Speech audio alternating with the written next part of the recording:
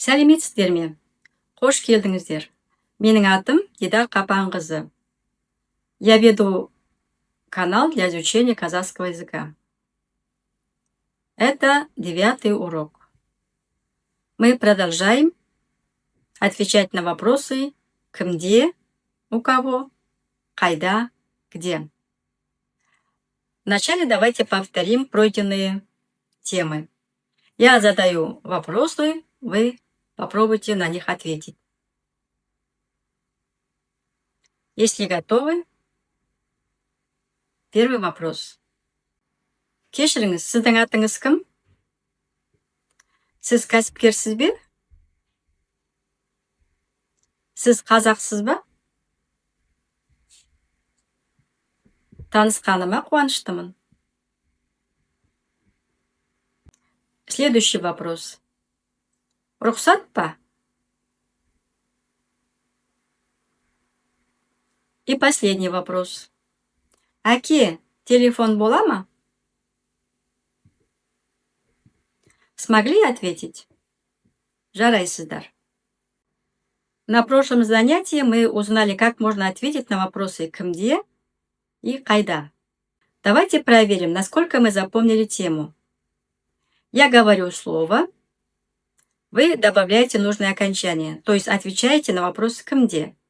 Например, я говорю мен, я. Вы должны ответить на вопрос у кого, то есть кімде. Менде, менде, у меня. Поняли? Значит, следующее слово сен. Сенде. Должно быть сенде. Это значит у тебя. Следующее слово сыз. Сызде. Это значит у вас. Следующее слово ол. Если вы ответили ол да, то это неправильно. Здесь буква Л выпадает, ответ будет он да. То есть у него, либо у нее. Он да. Точно так же меняются местоимения. Бул. Бул это. Бунда. Бунда. В этом. Осы. Осында. Здесь. Мынау. Мында. Здесь. Вопрос қайда? Где? Еще часто употребляется вопрос қай жерде? Дословно, на каком месте, где именно? Қай жерде? Итак, қайда? Пәтер. Пәтерде, в квартире. Қайда? Мәшине. Мәшинеде, в машине. Қай жерде? Үстел. Үстелде, на столе. Қайда? Жұмыс. Жұмыста, на работе. Жақсы, рахмет. А теперь отвечаем на вопросы по картинкам. Например, оқушы қайда?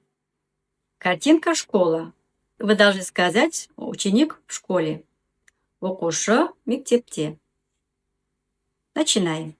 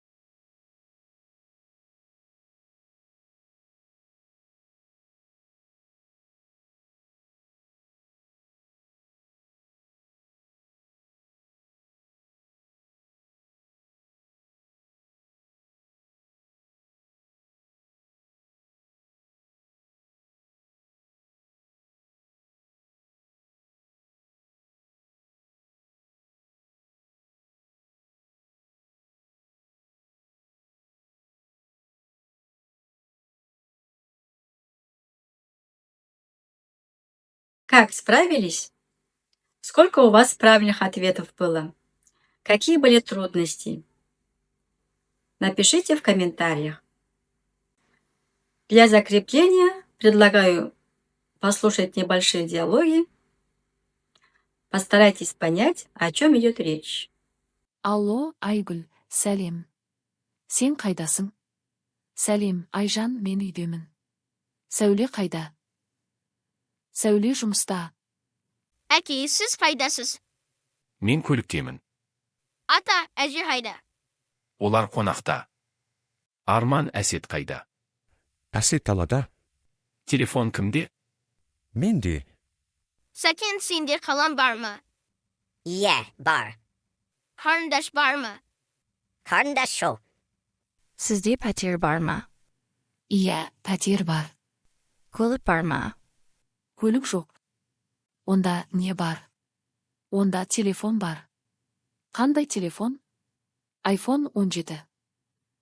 На этом все. Напоминаю, что у нас на канале есть отдельное видео для словарных работ. Можете выбрать нужное видео, чтобы запомнить больше слов, и менять их по разным формам, которые мы прошли. Жду вас в следующем занятии. Назарларыңызға рахмет.